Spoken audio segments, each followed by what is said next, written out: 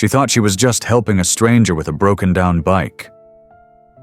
But 3 days later, her quiet street shook with the roar of 250 motorcycles. Neighbors peeked through their windows. Children hid behind curtains. And Emily. She stood on her porch, terrified, until she saw who was leading them. This isn't just a story about bikers. It's about kindness, about how one small act of compassion from a struggling woman changed everything. And trust me, you won't believe what they did for her in return. But before we dive in, tell us where you're watching from. We love seeing our global family in the comments. Let's get started. The Arizona heat was merciless that afternoon, clinging to the cracked asphalt like a second skin. Emily Reyes stood beside pump number 6 at a rundown gas station just off a forgotten stretch of highway. Her navy t-shirt, once loose and soft, now stuck to her back with sweat. A faint, pulsing headache reminded her she hadn't slept well again. Bills were late. Her car was coughing smoke every few miles, and the money she scraped together from double shifts at the bakery barely covered her little brother's asthma meds. She wasn't here to fill up her tank, just $10 worth, just enough to get to work and back a few more times. She reached into her worn-out jeans, clutching the last crumpled bill she had, when she heard a sharp thud and a muttered curse. Across the lot, a tall man in a faded denim vest was crouched beside a beat-up Harley, tools scattered at his feet. He looked furious, but not in a dangerous way. More like a man who'd hit the end of his rope. The bike refused to start, and judging by the way he stared at it like it had personally betrayed him, he wasn't having the best day either. Emily could have ignored it. Lord knows she had enough on her plate. But something in the way his shoulders sagged. It didn't scream anger.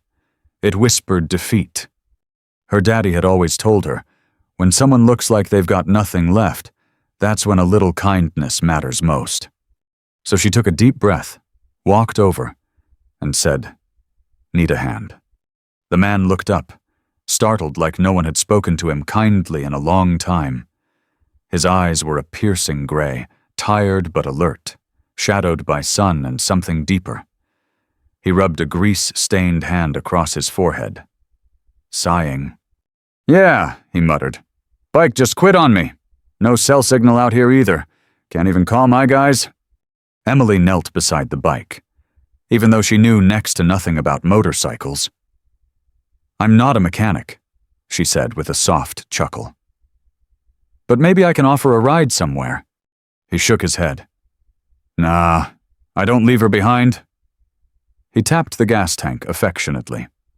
The way he said it, it wasn't just a machine to him. It was something more, maybe freedom, maybe a memory, maybe the only constant he had.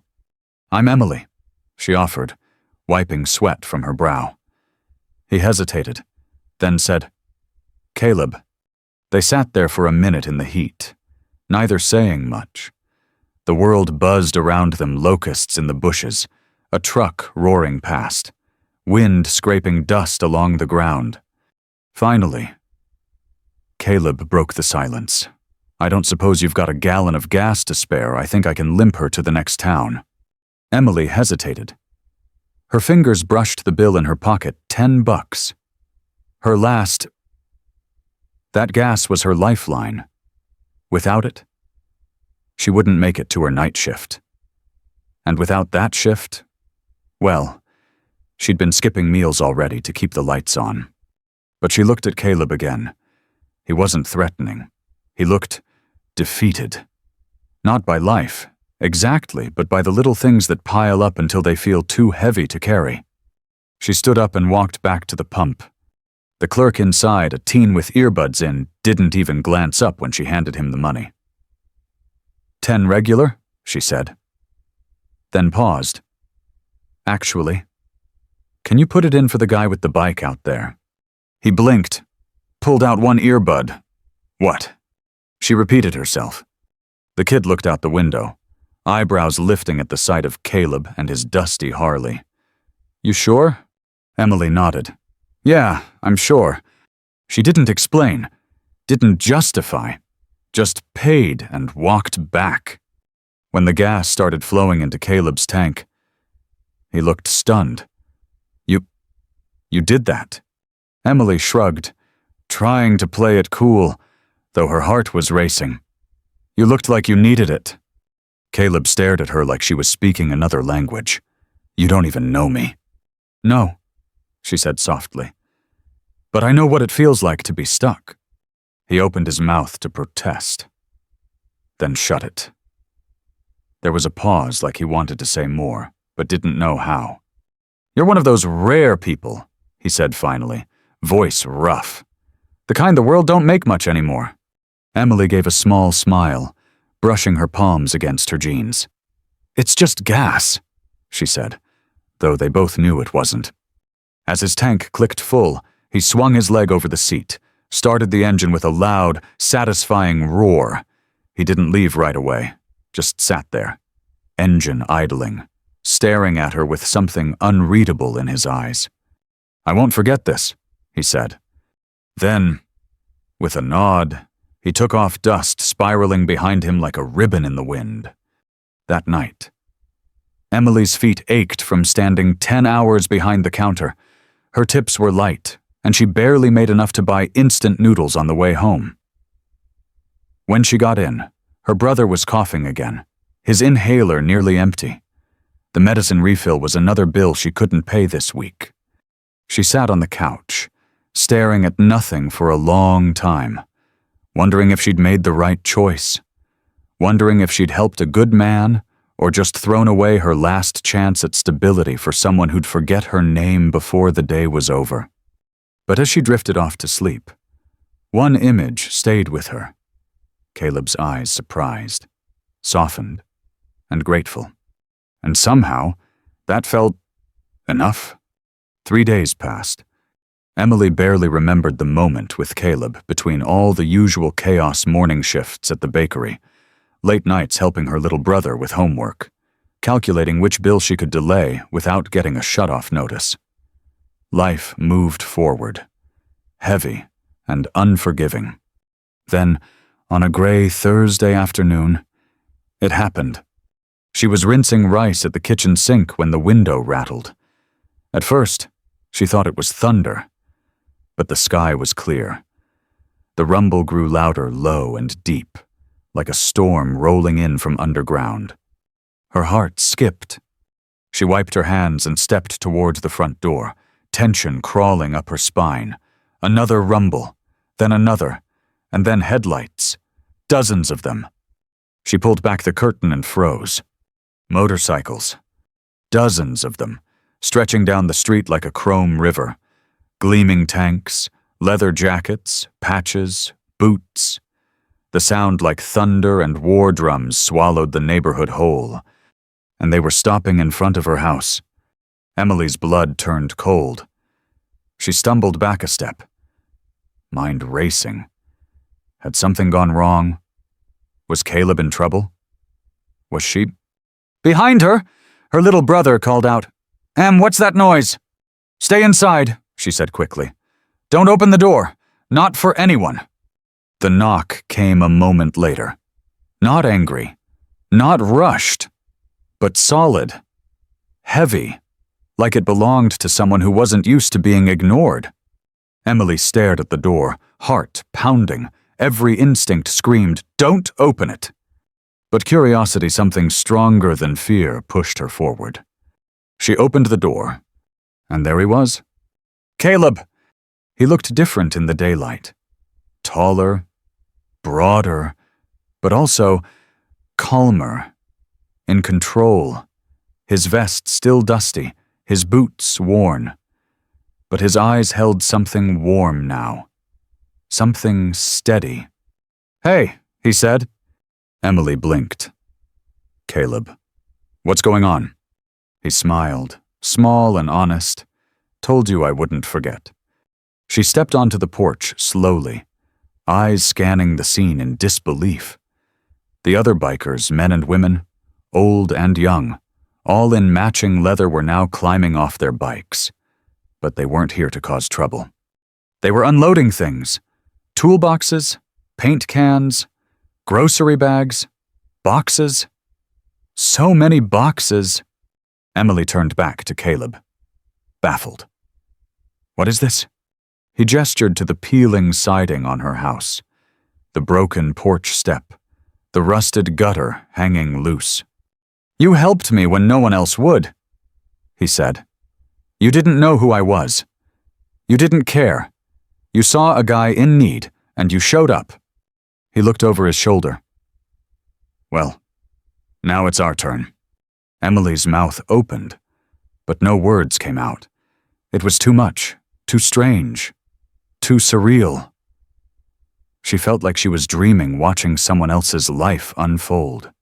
One of the bikers, a woman with a streak of silver in her braid and a patch that read, "Rosa Road Captain," handed Emily a heavy bag. Inside, fresh groceries, real food, fruits, vegetables, meat, milk, things Emily hadn't bought in weeks. I can't accept this," she stammered. "You already did," Rosa said gently. 3 days ago, at a gas station. Behind her, 2 men were already removing the broken front step. Another had started patching cracks in the porch railing. One guy pulled out a paint scraper, starting on the siding without a word. Caleb chuckled softly. "We don't wait around once we roll in." Emily felt her knees wobble and sat down heavily on the porch steps. Her hands trembled as she looked around. This wasn't a prank. This wasn't a stunt. This was real. Why, she whispered, her voice catching. Caleb sat beside her, his boots creaking against the wood. "You ever hear the phrase, 'Bikers don't forget'? Most people think it's a warning, but sometimes it's a promise." She laughed just a little, a nervous, tear-stained laugh that bubbled up before she could stop it. "All this for $10 worth of gas!" All this for one small moment of kindness. A young guy barely 20 came up holding a case of bottled water. "Where should I put this, ma'am?" Emily blinked, stunned. Kitchen." He nodded and stepped inside. Careful not to track mud on the floor. She turned back to Caleb. "I don't know what to say." "You don't have to say anything," he said. "You just have to let it happen." And so, she did. She watched her front yard fill with noise, tools, laughter, revving engines, and the smell of fresh paint. Neighbors peeked through blinds. Some came out with folded arms, ready to call the cops until they saw the bikers rebuilding the porch, not tearing it apart. Some even waved. And Emily, she sat on that step, overwhelmed by something she hadn't felt in a long time. Hope. Emily had grown up with 1,000 unspoken rules, quiet things her mom used to whisper, like, don't talk to people in leather vests. If they ride loud bikes, steer clear. People who look like trouble usually are. And honestly, she believed that, why wouldn't she? All her life, the world had taught her to be careful. Careful with money, careful with words, careful with people, especially strangers. But today, that entire belief system was crumbling. She sat on the porch, still barefoot, watching the swarm of leather-clad bikers work like a construction crew on a mission.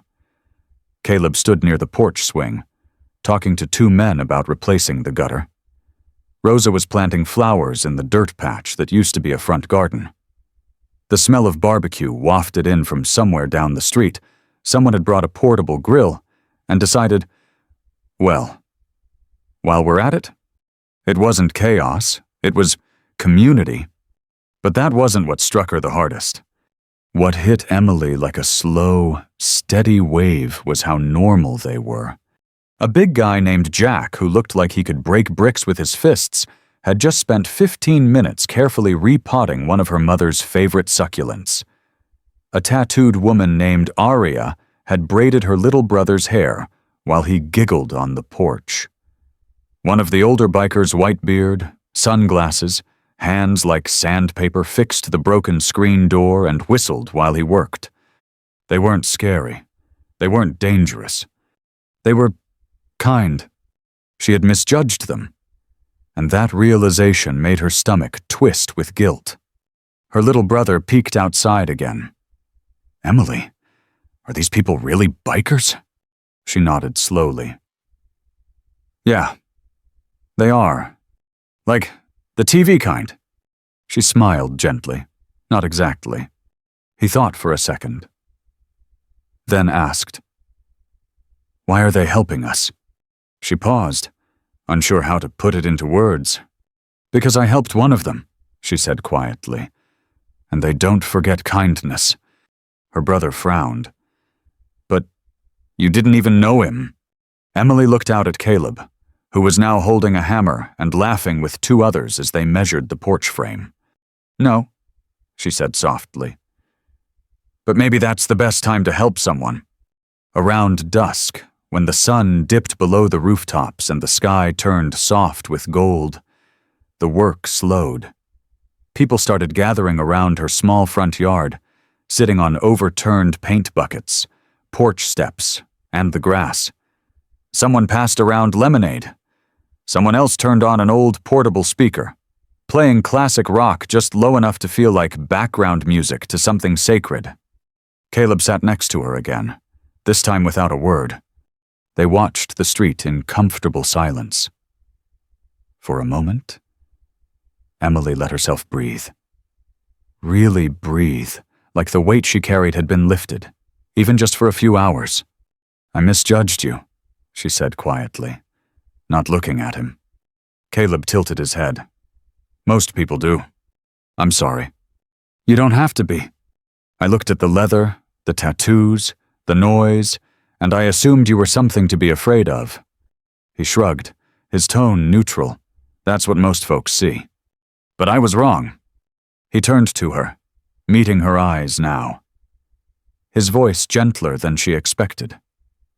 "You weren't wrong to be cautious. You were raised to survive. Nothing wrong with that." Emily nodded, but her chest still tightened. "Still, you deserved better." Caleb glanced back at the porch, where Rosa was teaching a small group of kids how to paint the fence with wide, cheerful strokes. "You saw me," he said finally. "The real me. Not many people bother." She shook her head. "I didn't see anything. I just acted. I didn't think." "Exactly," he said. "That's what made it real." The sun sank lower. Porch lights flickered on. Someone handed her a paper plate with ribs, mashed potatoes, and cornbread better than anything she'd eaten in weeks. She hadn't even noticed how hungry she was until the first bite brought tears to her eyes. A little while later, a biker named Leo asked if they could repaint the fence out back tomorrow. Another, Maddie, offered to help clean up the shed. Nobody asked for anything in return. No phone numbers. No weird conditions, just hands, tools, and time. And Emily, who had grown up learning to expect the worst, felt something shift deep inside her. She looked around at this unlikely army of outcasts and misfits, this ragtag crew of leather and laughter. They didn't look like saints, but maybe that's what made them more real than angels. The next morning, Emily woke up to the sound of laughter. Not sirens, not the neighbor's dog, not the familiar hum of anxiety in her chest. Laughter, real, unfiltered, belly-deep joy. She rubbed her eyes and looked out the window. Her front yard just yesterday filled with cracked boards, peeling paint, and dead grass was now a hive of motion and color. The bikers had come back, more of them this time. And not just to finish the work. Some were setting up a long fold-out table near the curb.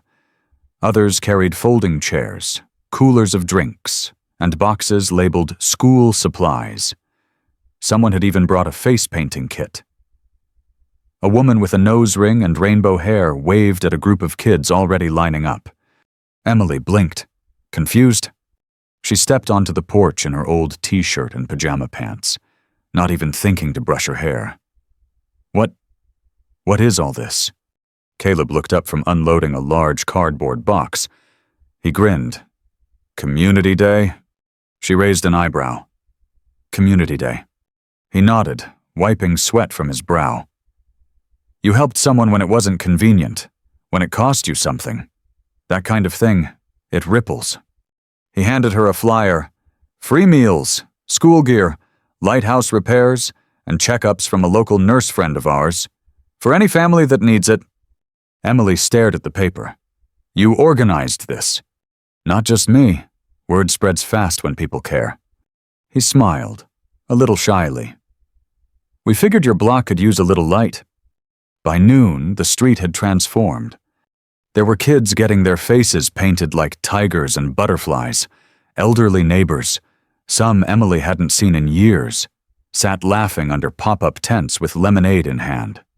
A biker named Owen, who looked like he could bench press a small car, was gently showing a group of local teens how to patch drywall. One of them was Trevor, a 17-year-old who lived 3 houses down and was always getting into trouble. Emily watched him as he nodded, interested, asking questions. It was the first time she'd seen him engaged in anything. People began asking questions. Who are these bikers? Where did they come from? Why are they doing all this? And the answer was always the same. Because one woman gave what she didn't have to help a stranger. Later in the day, Rosa found Emily by the lemonade table. Her hands were dusty, her braid messy, but her eyes sparkled. You okay? She asked, handing Emily a water bottle. Emily nodded, still trying to process it all. I feel like I woke up in a different world. You did, Rosa said with a wink, one where people still believe in each other. Emily looked at her yard flowers blooming, fences fixed, neighbors talking like family, and felt a lump form in her throat. I don't know how to say thank you, she whispered. You already did, Rosa replied, every time you chose kindness when life told you not to. As the sun began to set, Caleb found her again. He had grease on his shirt, a smudge on his cheek, and that familiar calm in his voice. Got one more thing for you. Emily sighed with a smile. If it's another bag of groceries, I'm going to cry. He laughed. No groceries. Something different. He handed her a plain white envelope. She opened it slowly. Inside a handwritten note and a check. The note read, Emily, your kindness started a fire. We passed a helmet at every rally stop from here to Nevada. You inspired more people than you know. This is just fuel for your next chapter. The Brothers and Sisters of Steel. The check was for $8,400. Emily gasped. Her hand flew to her mouth. No, I can't. Caleb gently placed his hand over hers. Yes, you can, and you will. She blinked through tears. But why me? Because you saw me, he said simply. Not the vest, not the noise, just me. That's rare. That night, after the music faded and the bikes rolled away one by one, Emily sat alone on the porch. The stars were bright. Her brother slept peacefully inside. The house was quiet, safe, and warmer than it had felt in years. She held the envelope against her chest, the tears finally falling.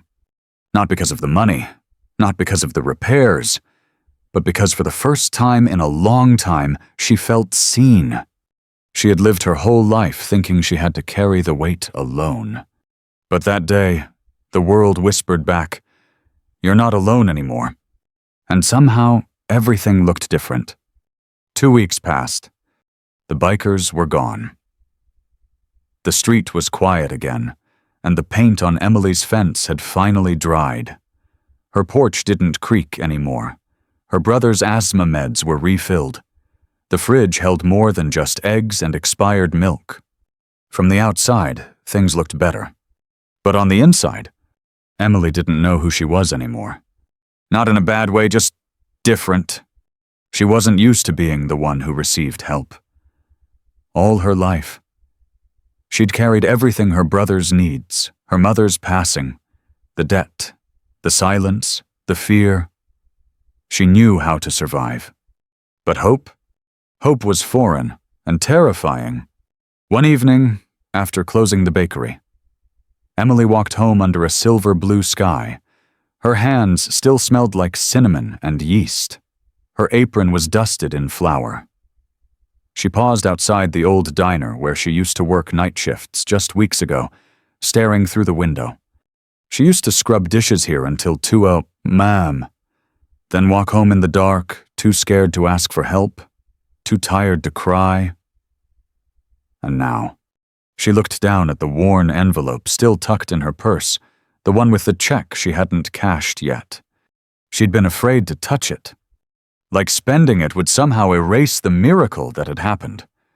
That night, she sat on the porch with her journal open and the stars scattered above her like confetti. She wrote, "I used to think being strong meant doing it all alone, but maybe true strength is knowing when to let people in." Her pen paused. Then she added, "And maybe kindness isn't a risk, it's a seed." The next day, she did something she hadn't done in years. She called in to work and took the day off. Then she and her little brother hopped a bus to a part of town they hadn't been in for a long time, Mom's old church. It was closed now, abandoned after years of low attendance and budget cuts. The roof sagged. Vines climbed the sides. The bell hadn't rung in nearly a decade. But as they stood in front of it, her brother whispered, "I remember this place." Emily nodded, eyes misty. She used to sing in the choir. He smiled. She was always off-key. They both laughed.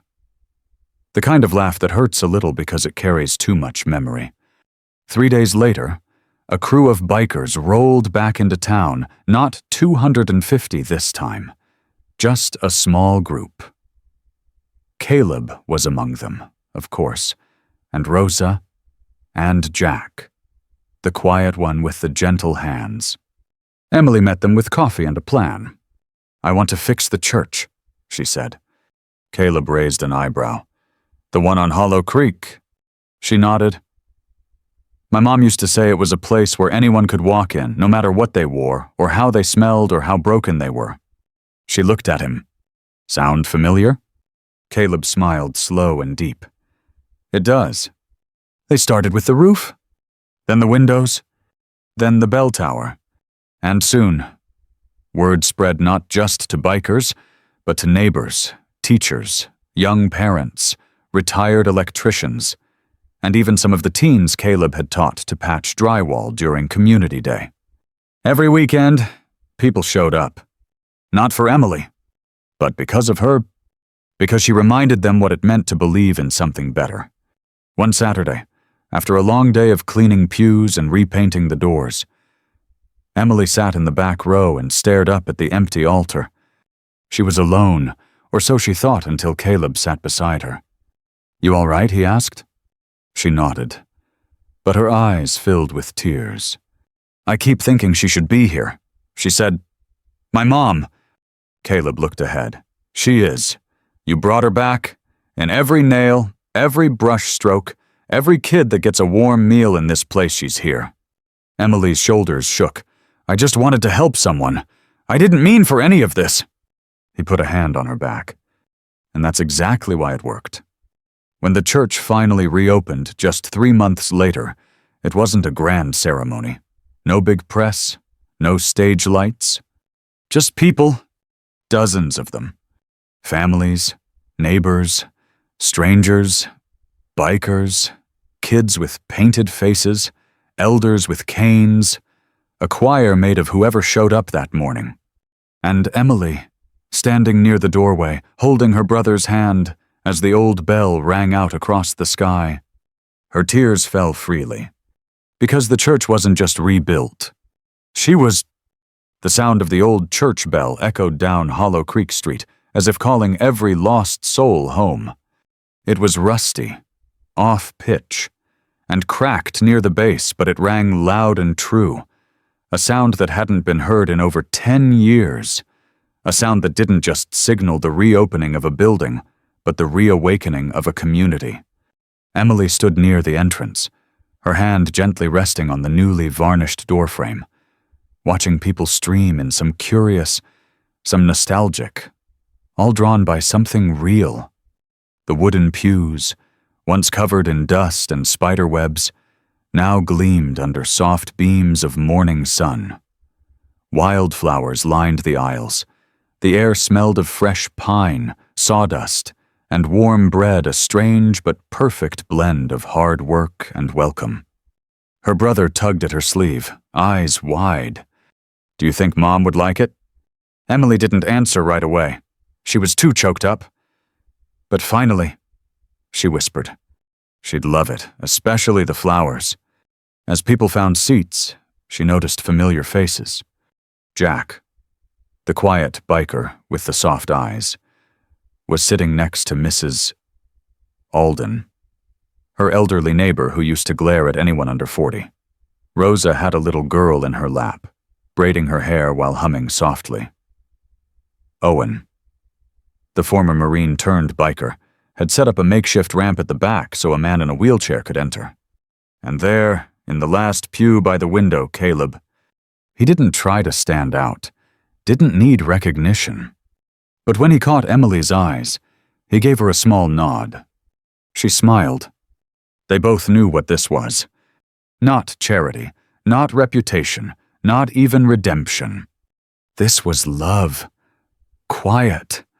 Honest. Inconvenient love. The service was simple. No preacher, no agenda. Just stories. One by one, people stood to share what the church had meant to them before it closed. And now that it had opened again, a woman cried as she shared how she used to come here when her husband was sick. A teenage boy spoke about how he always thought church was for perfect people until he saw bikers rebuilding it. Then, after a long pause, Emily stood up. She hadn't planned to. Her hands were cold. Her knees shook. But her heart said now. She stepped to the front and looked out at the crowd. Some people she loved. Others she'd only known for weeks. And many, complete strangers. "I used to think the world didn't care." She began. Her voice wavered. But she kept going. "I thought if you fell, you stayed down, that no one would notice, that kindness was rare and trust was dangerous." A hush fell. "But then," she continued, "I met someone. On the worst day, when I had nothing left but $10 and hope so thin you could barely hold it in your hand. And I gave it away." She paused, taking a shaky breath. "What I got back was not just a tank of gas." She looked out, eyes glistening. "It was this, all of this." She gestured around the room, the shining wood, the repaired windows, the people holding hands, smiling through tears. "This isn't about me," she said. "It's about what happens when one person decides to see another, when we stop judging by patches on jackets or dust on shoes, when we lead with compassion instead of fear." The crowd was still, moved, listening with their hearts. "I thought I had to be alone to be strong. I was wrong. We're never stronger than when we lift each other." She gave a tearful smile. "I'm not who I was, and I don't want to be." When she sat back down, her little brother leaned over and whispered, "You sounded like Mom." Emily didn't speak. She just held his hand a little tighter. Afterward, people stayed. They didn't rush off. They lingered. Shared pie, shared names, shared memories. Outside, the sun dipped low, casting golden light over the freshly painted white steps. Caleb joined her again. He stood beside her, arms crossed, a quiet pride in his stance. "You did good," he said. Emily shook her head. "We did good." He nodded, looking out at the church. "You think it'll last?" She thought for a moment, then said, "It will, because someone out there is going to see this, and they'll believe again. They'll help a stranger, and maybe, just maybe, the world will give something beautiful back." Caleb smiled, and together they stood there as the bell rang once more. Not to mark an ending, but a beginning. This story reminds us that one small act, like a few dollars for gas or a word of kindness, can ripple across a community and come back in ways we never imagined. Kindness is not weakness. Kindness is strength. The kind of strength that changes lives, that rebuilds broken places, that reminds us we're not alone in this world. So when in doubt, help, even when it seems small, especially then, because that small moment could be someone else's miracle. The end. Up next, 2 more real-life stories that will restore your faith in humanity. Click to keep watching and hit subscribe if you believe the world needs more stories like this.